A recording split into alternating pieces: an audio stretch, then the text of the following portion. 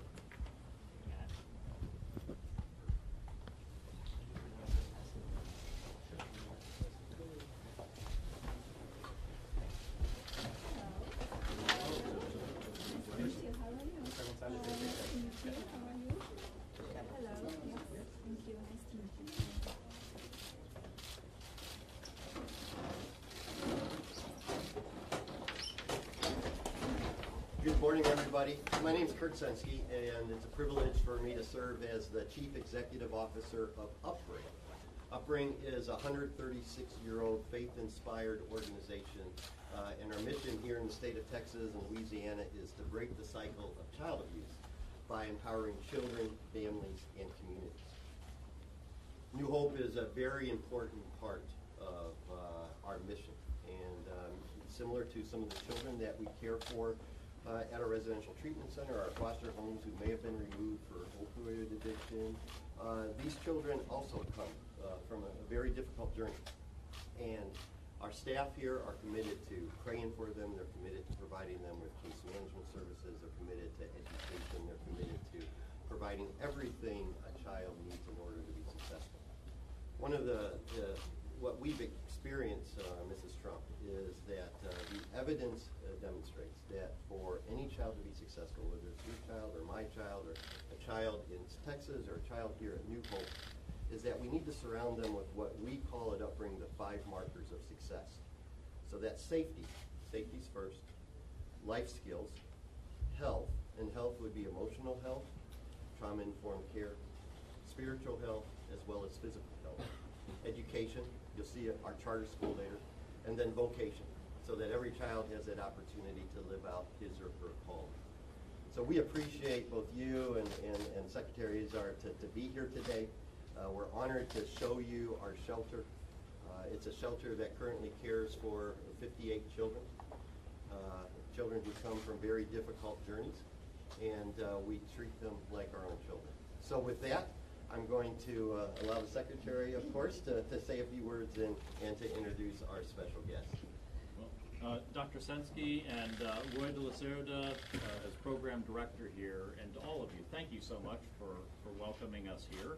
I just wanted you to know how very grateful we are at the Department of Health and Human Services for the work that Upbring does for these children, and we're delighted to hear more about it and hear more about your sense of passion and mission and what you do. We're privileged to be with you, and I'm just delighted that the First Lady is spending today with us and going to get to meet your children and meet you and hear from you. So thank you very much, and Mrs. Trump, give it over to you. Thank you so much for having me here today. I'm glad I'm here, and I'm looking forward to seeing and meeting children. But first of all, let me begin to recognize each of you and thanking you for all what you do. For your heroic work that you do every day, and what you do for those children. We all know they're here without their families, and I want to thank you for your hard work, your compassion, and your kindness you're giving them in these difficult times. I'm here to learn about your facility, and which I know you house children on a long-term basis. And I also like to ask you how I can help to these children to reunite with their families as quickly as possible. So thank you again for all what you do, and thank you as well. Thank you all for what you do. Thank you very much. And please, if you could say a few words. Absolutely. Again, thank you, Dr. Sansky, Secretary Azar, First Lady, thank you for being here. What we'll do now is that everyone around the table here can introduce themselves and give a brief role of what it is that you all do within your agencies. We start with my left here. Yeah, sure. Hi, I'm Brian Harrison. I'm the Deputy Chief of Staff to Secretary Azar at the Department of Health and Human Services. I'm Manuel Padilla Jr. I'm the Chief Patrol Agent for the U.S. Border Patrol. In our role, we're the first that encounter the many unaccompanied children that come into our country. Good morning, my name is Maggie Wynn. I'm a counselor to Secretary Azar, and I work with the program that funds shelters like Upbring here. Good morning. My name is Mayra Sanchez. I'm the lead clinician here. We provide all the mental health services and the support while they're in their journey and upon their reunification. My name is Paloma Bustamante. I'm the lead case manager here. My role here is in reunification. My name is Maribel Felix. I'm the shelter unit manager, and I take care of the everyday operations with the children. Good morning. I am Beatriz Mejia. I'm the medical care coordinator for Upbring here in New Hope. We do the health screening for each unique health children. Hello, good morning. My name is Crystal Gonzalez. I'm the lead teacher aide. I make sure to these kids to get the best education we can give them so they can have a successful life. Hello, good morning. My name is Nora Yanis Cavazos. I am with HHS ORR, and I work with the program in reviewing the cases of the children who will be reunified with their family members and sponsors. My name is Jose Gonzalez, and I'm the Field Specialist Supervisor for the Division of Unaccompanied Children Operations. It's nice to meet you. Nice to meet you. Thank you so much. I heard you have like 58 children here. Today we have 55. 55? Yes. Oh, we so reunified 3. Oh, that's awesome. So we're always playing with that number. Oh, that's great. So 3 of them, they already reunited with the families. And those children, how many times they speak with their relatives or families per week, for example? Well, the children are allowed to communicate with their family twice a week. They get a 10-minute phone call. But first we have to ensure that the persons that they're contacting, their families, are indeed their family. So there is a process. We have to follow all of ORR policies and regulations and make sure that we positively identify that the persons that they're communicating with are indeed their family. And that could be through verification of birth certificates, photo identification, but they do communicate weekly with their families.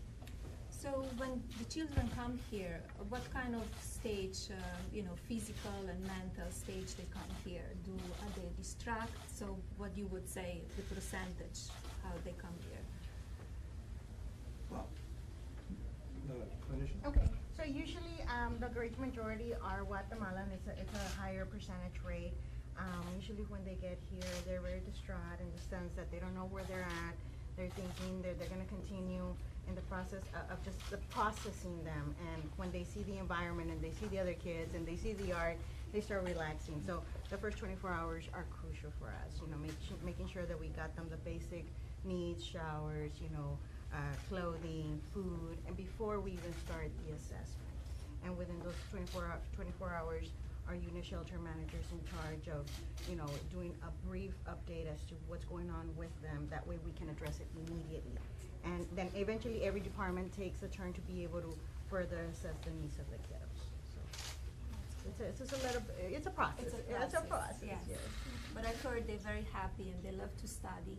Absolutely. They love to go to school.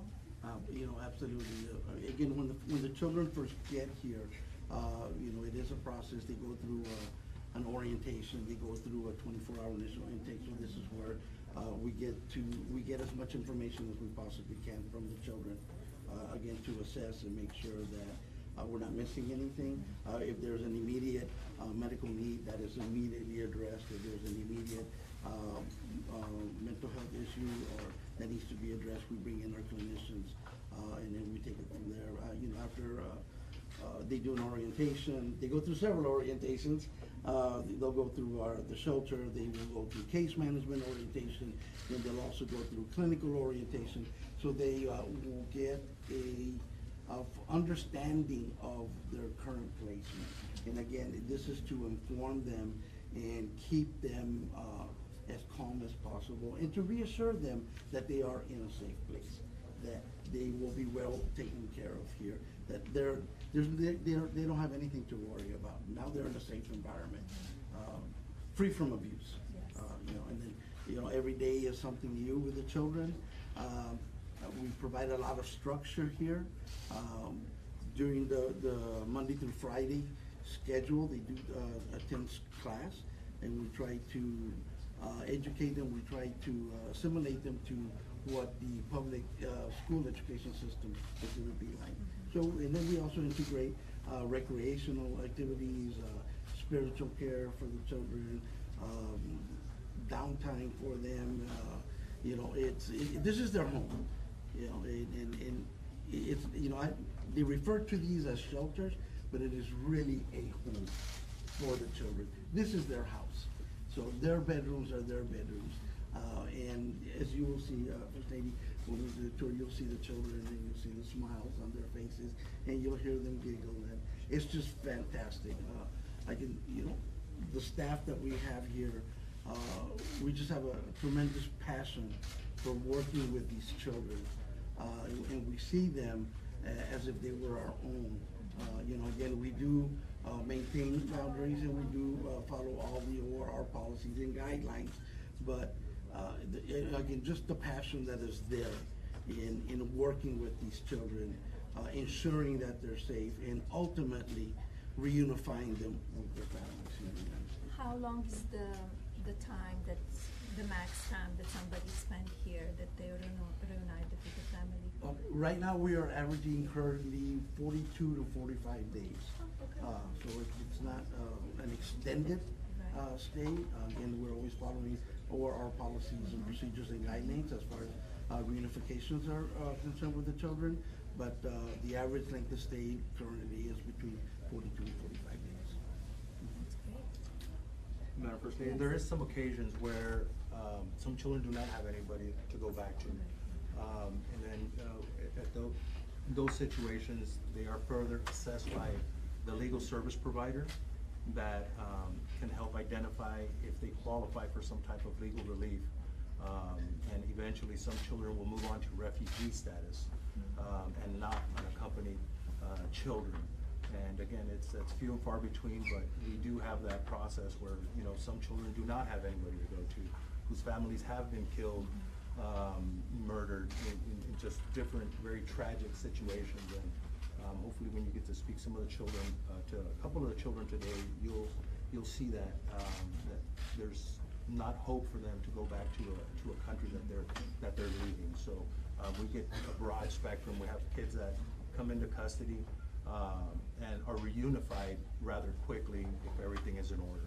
And then we have some children that will unfortunately and fortunately stay within the system for a number of years until they can qualify for refugee status and move on to our other sister program, which is the unaccompanied refugee minor program.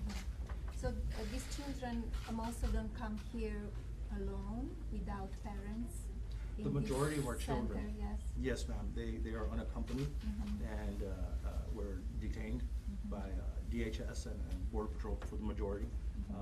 And that's a big part of who we are and who we work with, yes, ma'am. Because they're between 12 and 17 years old, right? So it's kind of, they kind of understand, they know where they are. So yes, ma'am. They're not like young children. Yes, ma'am, that's correct.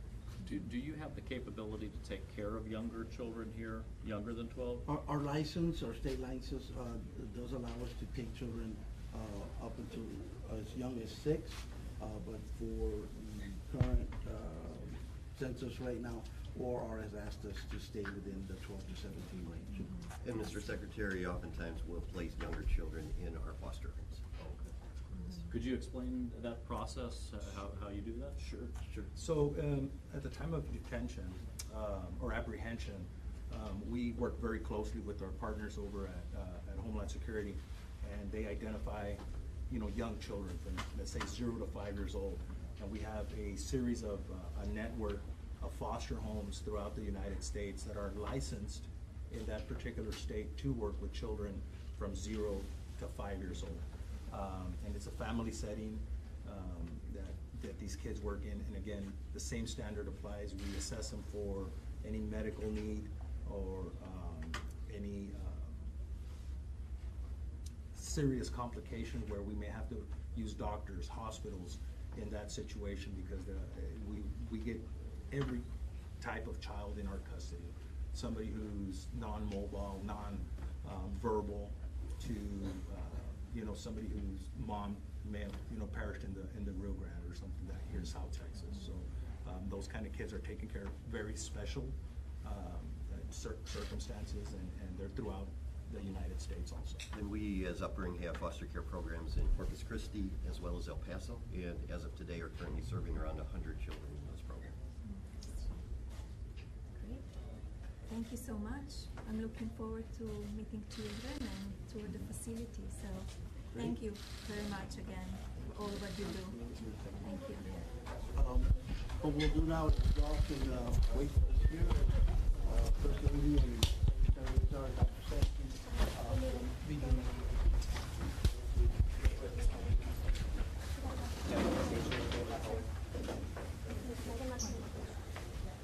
Got everything?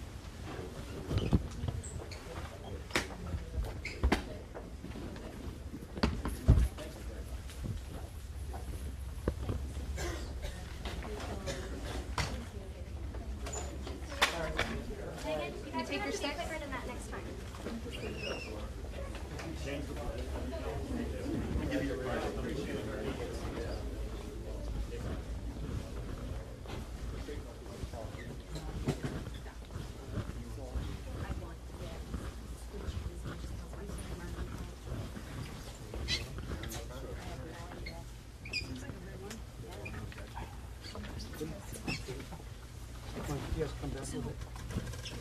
If I understand correctly, they're gonna want to get whatever, they're gonna go inside a room, and at that point, we're gonna move you quickly to another spot, just, okay?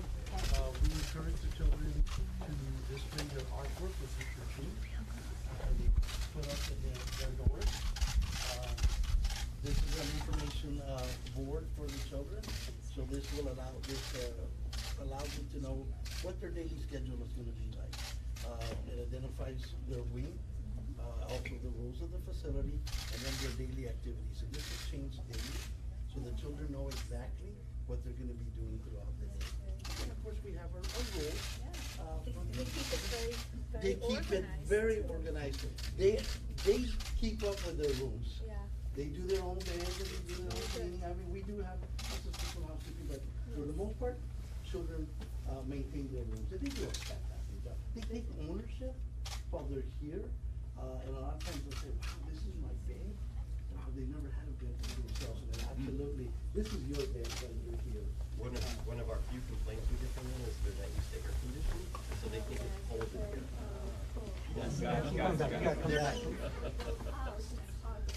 Things we don't think about. Absolutely. Kids, get And to they know make us. those?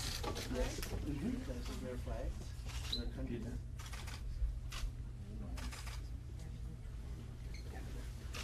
So if we can walk on over to another bedroom here, we can walk in.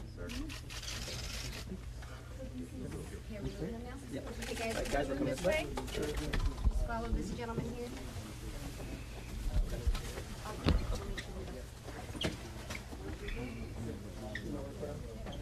Follow the girl in the red shirt. You guys got these quick. You guys got these quick. Cameras down in this area, please. No cameras in this next area. Yeah. For any children.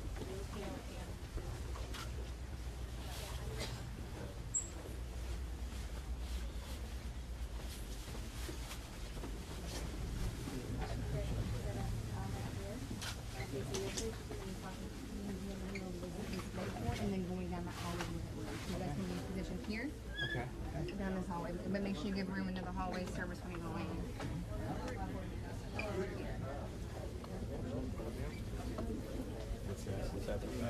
Or need to push back, we need to push back on the other area, we do the whole gotta make more room. People are coming still, come on. Where is she going? And I can help. She's going right here. Okay. I got it. Hey guys, anybody who took pictures or video, am I live right now? Anybody who took pictures?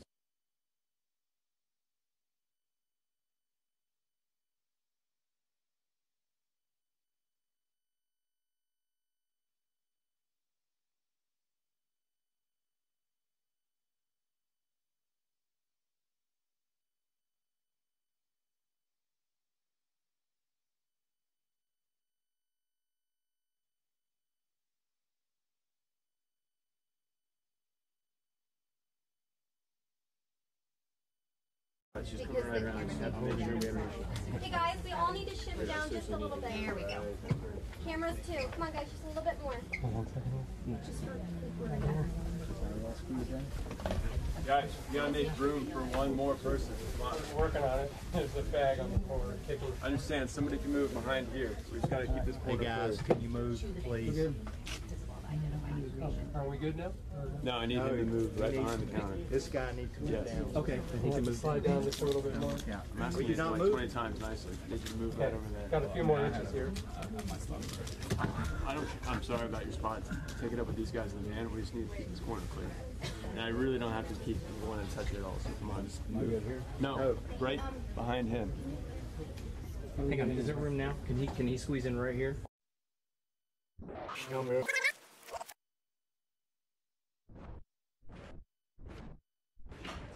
It is, isn't it? Can you hold on until I see if there are any names on the doors, because we don't want to. And I have instructed them that they would blur them all out. We can't see anything here. We can't see down that hallway. A little worried about it. Yeah, we can't see anything actually. Hey, now they've got that curve circle.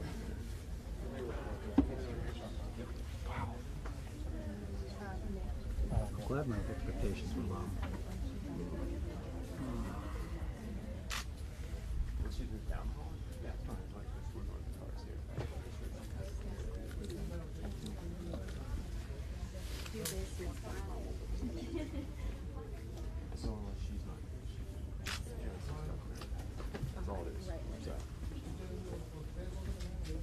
Are they good on taking photos now? I mean, what's the... Yeah, they're fine. All right.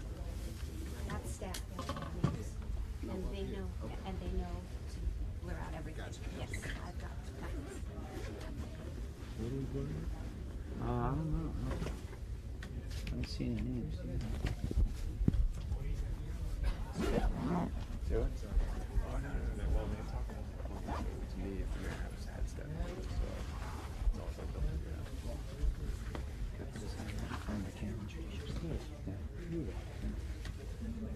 I don't think that's in the manual.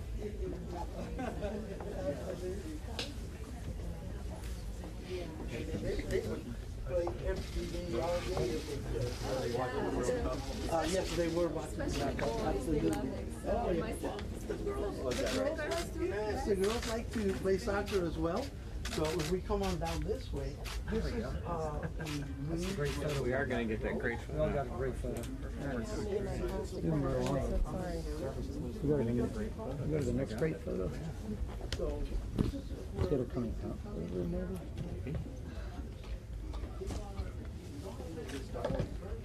Maybe. Maybe.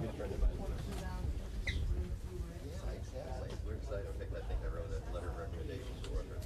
She'll do a great job. Yeah, I was wondering where that was.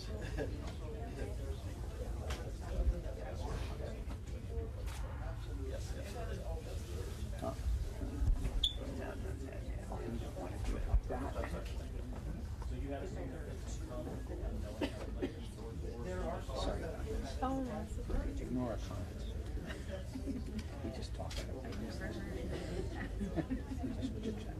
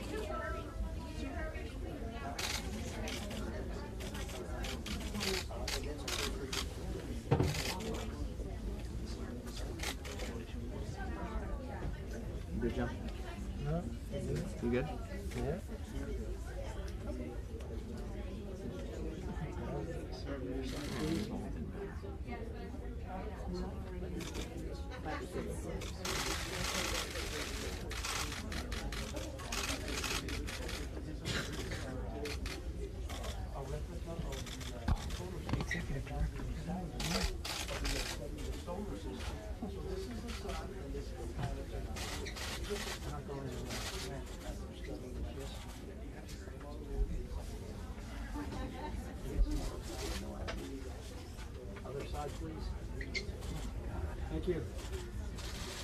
Oh, the last minute. That's perfect. Too late. Yep, you got it. Sorry, Andrea.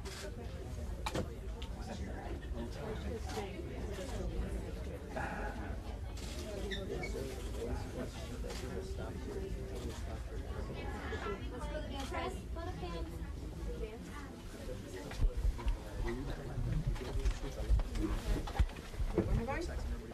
Where are we going? Van. To the vans, guys. Oh.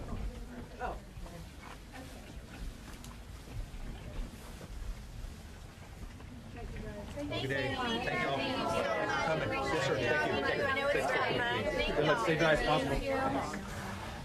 Have a fun time.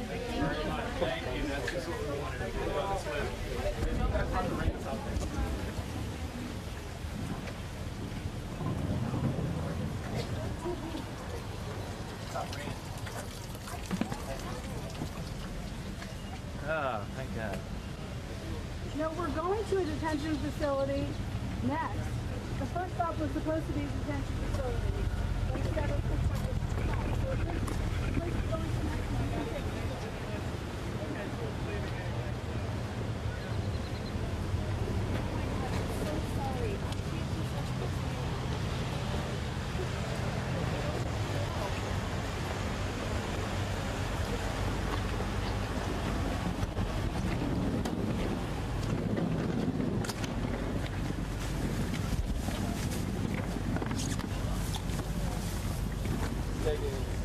tripod on the floor. Did you want to grab up here? Yes.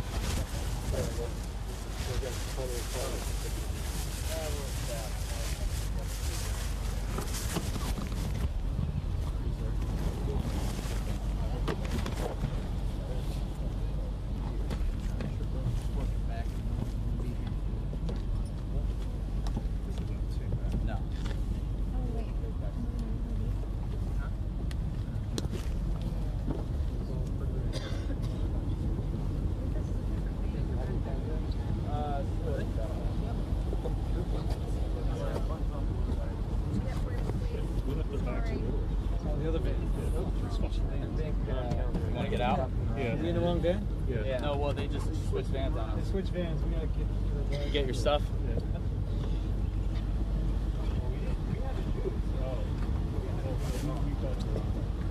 Immigration laws in the history of the world. The whole world is laughing at the United States, and they have been for years. These alien minors were separated and sent all the way up here alone. But they really came up with coyotes. You know what a coyote is? Not good. These are not good people. They were set up here with human traffickers because the Democrat-supported policies have allowed this to happen. Democrats also refuse to fund the personnel, the bed space, the resources that we need to house the minors. Now, they want us to take care of the minors, and that's fine. But they don't want to give us the money to take care of them. Because the worse everything looks, they think the better they're going to do with respect to the blue wave, which is turning out, frankly, to be a red wave if you look at the polls. I think we're going to have a red wave, not a blue wave. So they want us to take care of bed space and resources and personnel and take everybody and, you know, like, let's run the most luxurious hotel in the world for everybody. But they don't want to give us the money. So you could ask them about that. We have to house these minors, and we have to house them safely. And frankly, we have to house them, and we should be taking good care of them, and then we should return them back home. That's what we have to do. But every time we ask for resources, the Democrats say no. They say no to everything. They're obstructionists because they think that's good politically. I think it's bad politically. For them, I think it's bad politically. We'll see. In addition, Democrat and court-ordered loopholes prevent family detention and lead to family separation, no matter how you cut it. I signed a very good executive order yesterday, but that's only limited. No matter how you cut it, it leads to separation ultimately. I'm directing HHS, DHS, and DOJ to work together to keep illegal immigrant families together. during the immigration process and to reunite these previously separated groups. But the only real solution is for Congress to close the catch and release loopholes that have fueled the child smuggling industry. The Democrats are causing tremendous damage and destruction and lives by not doing something about this. And they know that. They know that better than anybody up there with a pen. If we don't close these loopholes, there is no amount of money or personnel in the world to address the crisis. Very serious crisis. Been going on so long. This isn't Trump administration. You look back at 2014 during the Obama administration, they have pictures that were so bad. They had a judge that said it was inhumane the way they were treating children. Take a look at some of the court rulings against the Obama administration. They talked about inhumane treatment. I read them. I looked at them. They're all over the place. Inhumane treatment. They were treating them terribly. We have a situation where some of these places, they're really running them well, and I give a lot of credit to Secretary Nielsen and all of the people that have worked. It's the nicest that people have seen, but it's still something that shouldn't be taking place. My wife, our First Lady, is down now at the border because it really bothered her to be looking at this and to seeing it, as it bothered me, as it bothered everybody at this table. We're all bothered by it. But we need two to tango. We have 51 votes in the Senate. We need 60, unfortunately, because we have the ridiculous filibuster rule. So we need 60. And I think I'll get 4 or 5 or 6 from senators, frankly, running in states where I won by 25, 30, 40 points with Mike. And I think we'll get 6 senators, maybe we'll get 7 senators. That still doesn't get us to 60, so there's nothing you can do to get there. And people don't understand that. When we have a majority in the Senate, we have a majority by 1, but we need 10 votes. So we need 10, essentially, we need 10 Democrats. Not going to get them. They're told by Schumer and Pelosi, don't do it, because we want to see if we can pick up seats. They don't care about the children. They don't care about the injury. They don't care about the problems. They don't care about anything.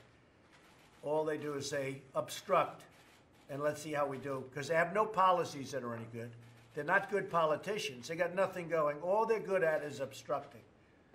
And they generally stick together. I respect them for that. That's about it. Their policies stink.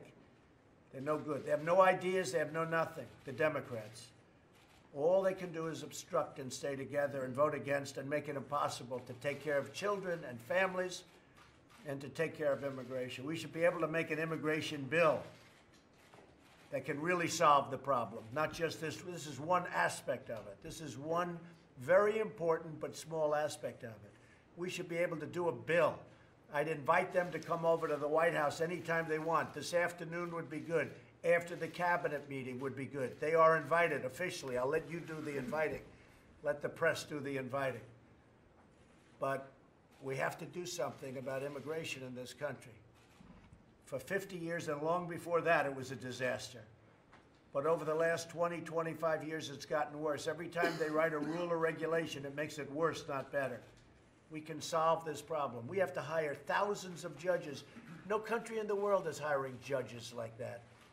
They hire border people that you can't come into the country. Mexico, by the way, is doing nothing for us. Nothing.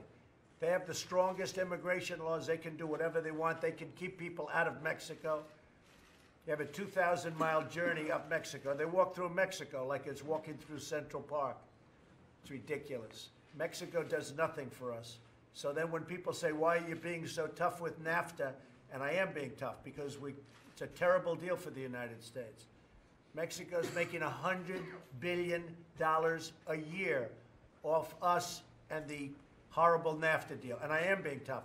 One of the reasons I'm being tough, because they do nothing for us at the border. They encourage people, frankly, to walk through Mexico and go into the United States because they're drug traffickers, they're human traffickers, they're coyotes. I mean, we're getting some real beauties. Mexico is doing nothing for us except taking our money and sending us drugs. They're doing nothing. They could solve this problem in 2 minutes. You wouldn't even have to do anything. but they don't do it. They talk a good game, but they don't do it. So we'll see how that all comes out. It'll be very interesting to see. So with that, I'll end by saying we had a tremendous success in North Korea. We continue to work on that. Mike Pompeo has been fantastic. John Bolton, working together with Mike, has been fantastic. I don't even know where. There he is. I thought he might have gone back to North Korea. He spent so much time in North Korea. I'm surprised to see you here. But I think I can speak for both of us in saying it's been an incredible experience. The relationship is very good. They've stopped the sending of missiles, including ballistic missiles. They're destroying their engine site. They're blowing it up. They've already blown up one of their big test sites. In fact, it was actually 4 of their big test sites. And the big thing is it will be a total denuclearization, which is already taking place. And I understand, Mike, that they've already sent back or in the process of sending back the remains of our great heroes who died in North Korea during the war. And that's already in the process of coming back. Plus, as you all know very well, we got back our hostages, our 3 hostages who are right now living very happily with their families, and we're very happy about that. So we've made tremendous progress with respect to North Korea, even since I last spoke to you. What we agreed to do is have a meeting. I know that some of the media says, oh, they agreed to meet. Well, anybody would have agreed to meet, and it would not have been possible for past administrations to have met in the way that we've met. This was an incredible, important meeting all over Asia. They're in love with the United States because of what we've done. And Japan, I spoke to Prime Minister Abe, and he is so thrilled. He doesn't have rockets going over Japan.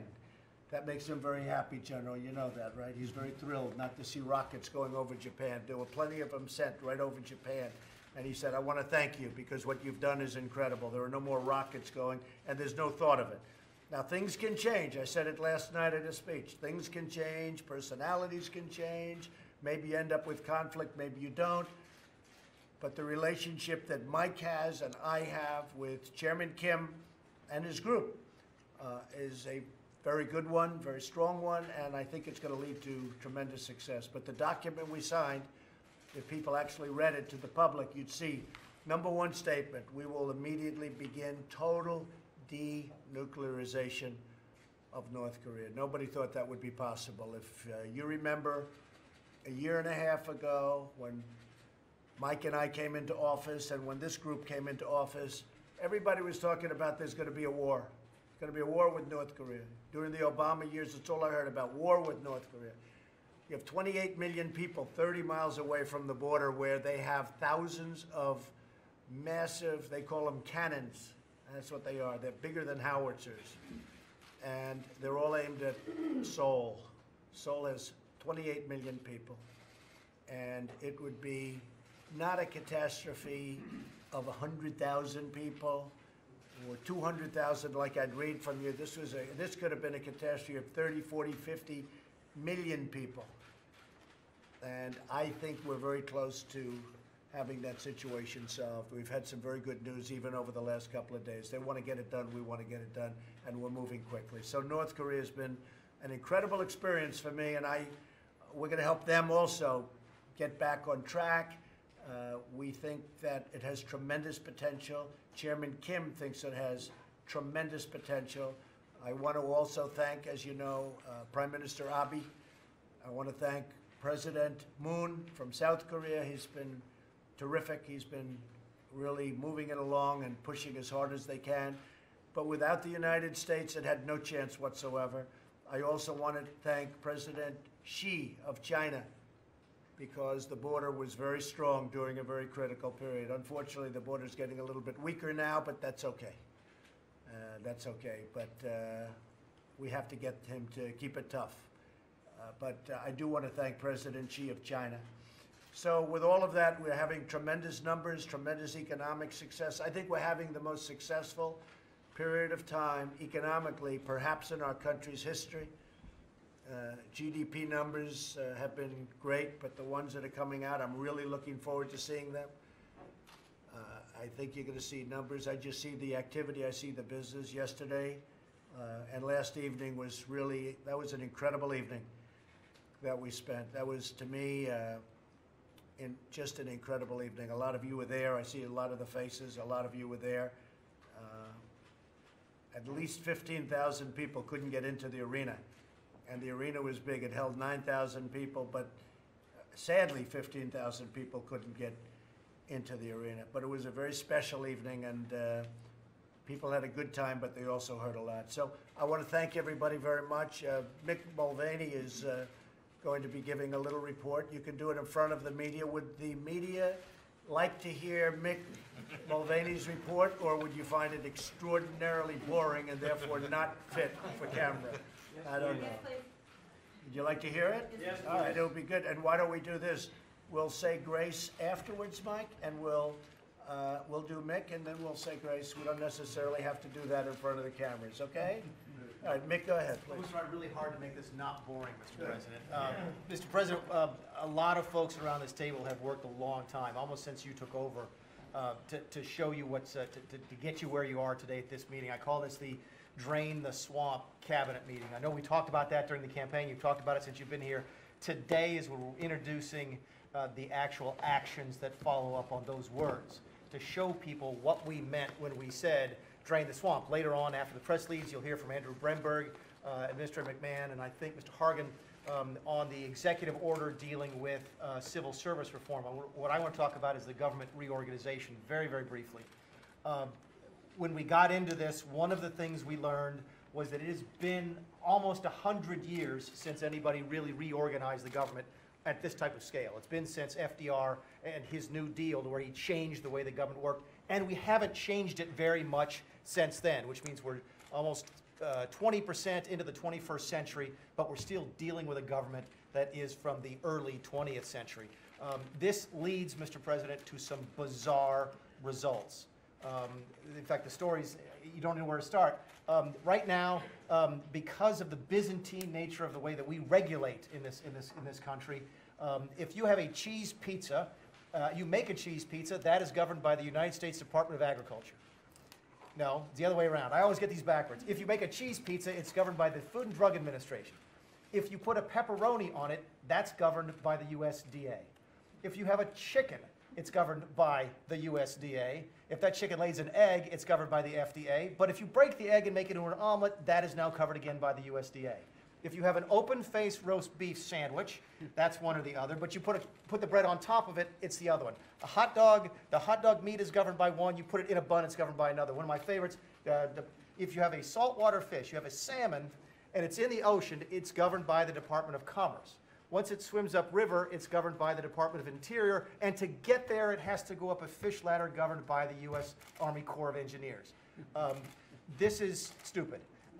This makes no sense. And by the way, that was incredibly said.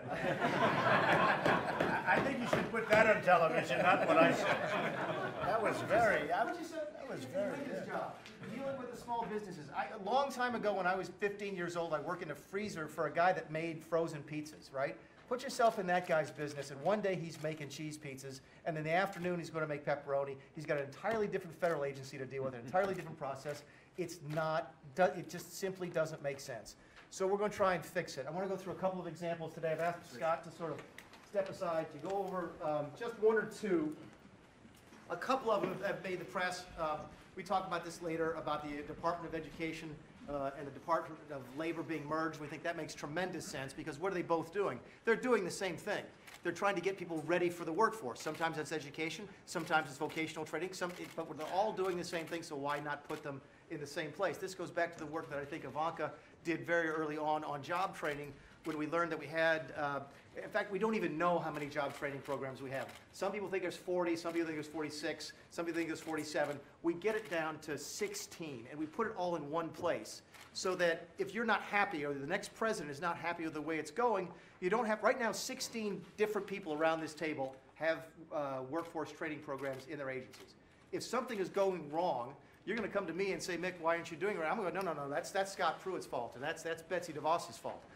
when everybody's in charge, nobody's in charge. And we're solving that by putting ed and labor together and making them responsible and them accountable. The other two things I want to talk about, two of my favorites, examples of how we think we can improve things. Everybody, Democrats, Republicans, local government, state government, you, me, from the private sector, have horror stories about the U.S. Army Corps of Engineers. They perform some absolutely critical functions, Mr. President. There's no doubt about it.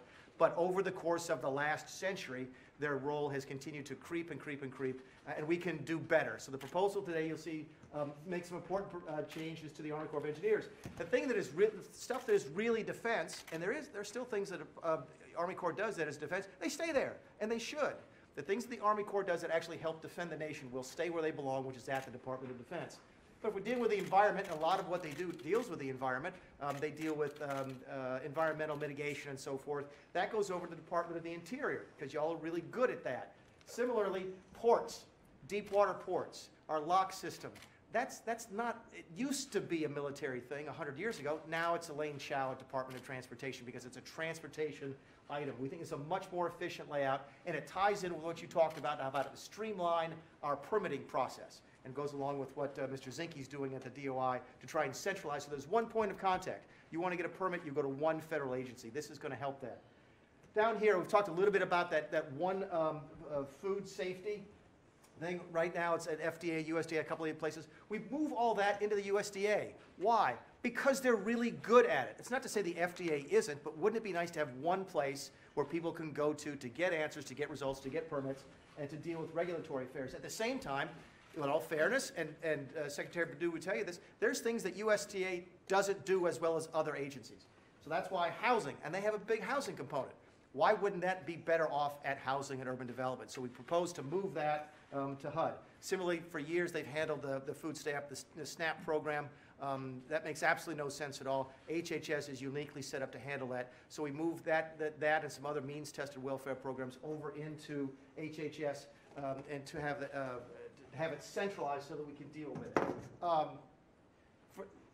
No one's ever tried it at this scale, Mr. President. President Clinton tried it a little bit.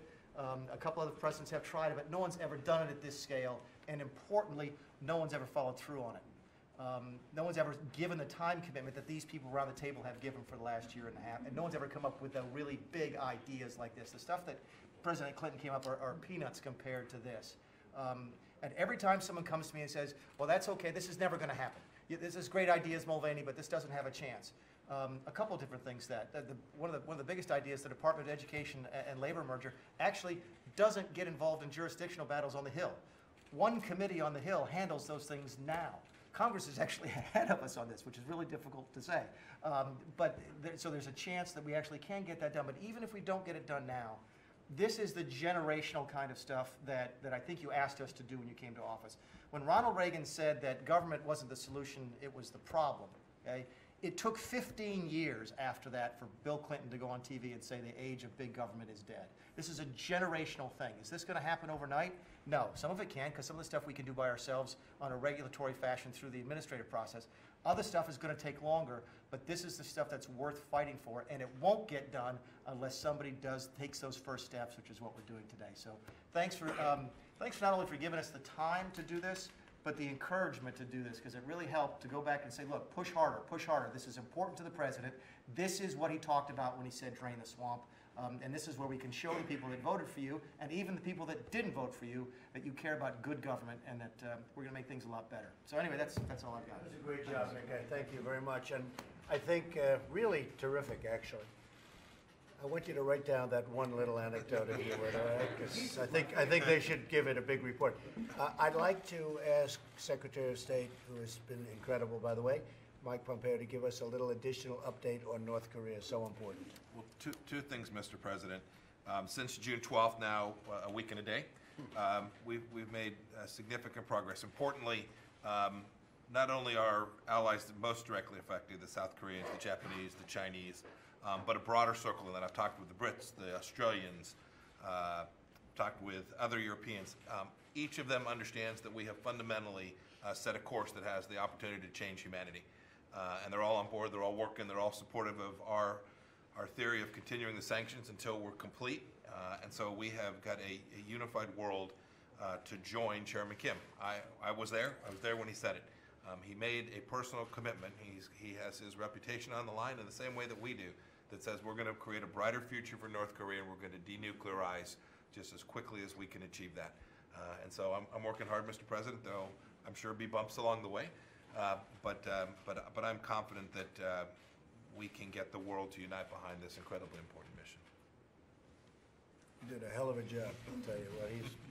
He's been in a lot of, he's logged a lot of hours in airplanes going over. It's a 22, 23-hour flight, and it's been a lot of time, and you really work good. We're very proud of you. Thank you very much, Mike.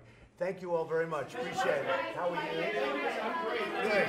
You do a good job. I appreciate you very much. Thank you for saying so. Can I ask you about your message to immigration? Those that are looking at on the hill, what's your message to lawmakers? They got to get together and do something. Honestly, they have to get together. The question is, what's my message to lawmakers having to do with immigration? They've got to get together and do something. This has been going on for decades, and they have to sit down. I'm willing to do it. I've just told you I'll invite Senator Schumer and Nancy Pelosi. They can come over. They can bring whoever they want. But the lawmakers have to sit down and they have to do something, because our country cannot continue to run like this. We can't have open borders. You have to have borders. You don't have a country without borders. They have to be enforced. It has to be a strict enforcement. At the same time, we want people to come into our country. We need them. We have many companies right now moving back into the United States. They need workers.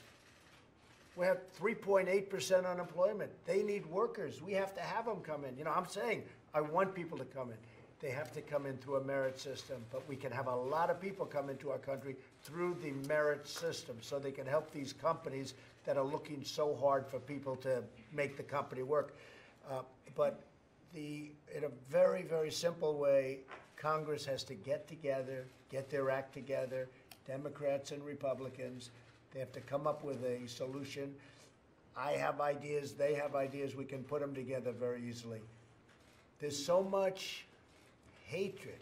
There's so much, I mean, honestly, I'm not saying this, there's a lot of false reporting, a lot of misreporting. There's also a lot of great reporting. But Congress has to come together, and this is the best time to do it. Right now, I think, is the best time I've seen for people that really are well-meaning. Unfortunately, we have an election coming up in a few months, and I guess they're looking at it and we're looking at it, and maybe we have to just sort of put on the blinders when it comes to doing that. But Congress has to get together, and we have to do something on immigration. It's very important. We have to change almost everything that's been done in the past. It's ridiculous. We are being laughed at as a country because of our bad immigration policies. And we're a young administration. This has been going on for 50 years, 60 years, 70 years. But it's gotten worse over the last 20, because laws have been so complex and so ridiculous. We really don't have a law. We have laws that don't allow you to do what you're supposed to be doing. And we also want to keep it in a very humane way. We want to take care of people. If we don't take them in, we have to help. And we also need help from Mexico. Mexico has not helped us, and we need help from Mexico. So that's a long answer, but I also appreciate the great job you've done. Okay? Thank you. Yes? Say it, I can't hear you. The kids who are already separated from their parents.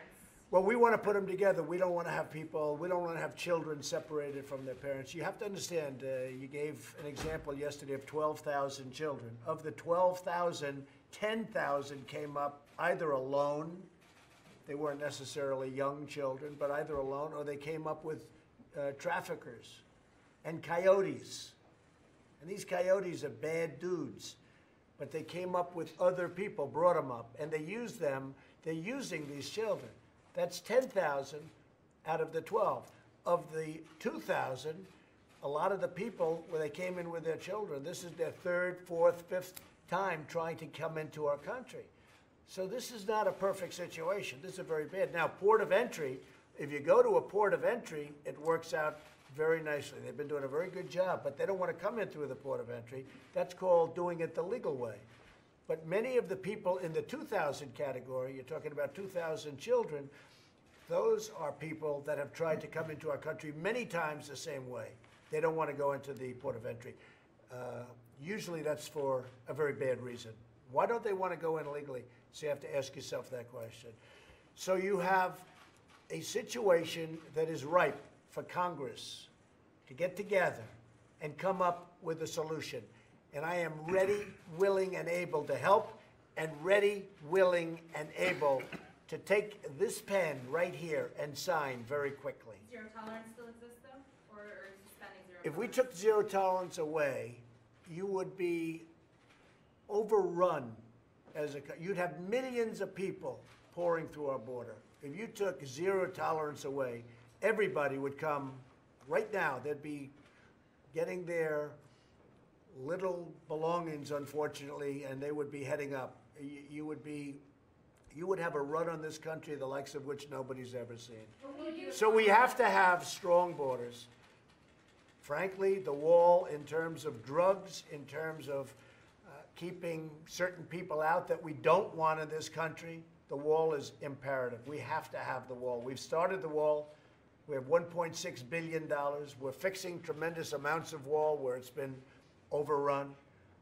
But we have to come up with a solution. I would consider it, whether it's North Korea, whether it's so many other things. We have a lot of things. Look, I've been given a very tough hand because I came up here, we had an economy that was going down. We had an Iran problem. We had a Middle East problem. Take a look at what was going on in the Middle East. It's a lot better now. You're a lot smoother right now than anything you heard over the last 8 years. But we were given a lot of bad cards. One of the bad cards, we're given this immigration mess. And it was made worse by all of the different contradicting laws that have been passed. So we're going to work very hard with Mike Pence and with everybody else in this room. We're going to work very hard to see if we can solve the immigration problem. But we need Democrats to be able to do it. If they're going to obstruct, it can't be done because the Republicans don't have the votes. Now, I think we're going to win additional Senate seats. That will help us a lot. But unless we get additional Senate seats and unless we keep the House more or less like it is right now, you're not going to be able, unless the Democrats are serious and they want to come along and they want to get immigration work done. We can do something that's going to be historic. We can do something that will be historic, and we can get it done. I am ready. I'm here. All of these people, these are very talented people. We're all ready. We're all here. We need votes from the Democrats or nothing can pass. Thank you all very much. Thank you. Thank you.